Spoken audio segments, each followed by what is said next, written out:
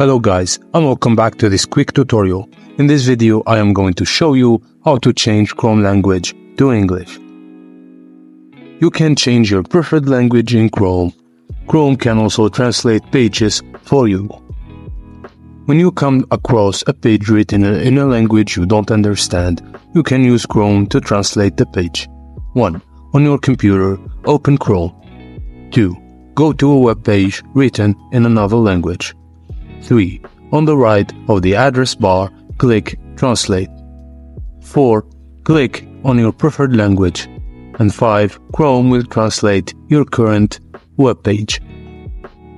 But if you want to change the whole browser language, all you have to do is 1. Go to the 3 horizontal lines at the top right corner of your browser.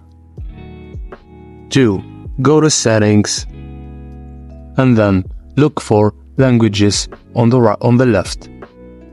Click on it and then click on Add Language to select your favorite or preferred language to use Chrome as. Once you select it, click Add and restart your browser and you will be seeing again Chrome with the new language you have selected. And that's it guys, thank you for watching, please don't forget to like and subscribe and I will see you on the next video.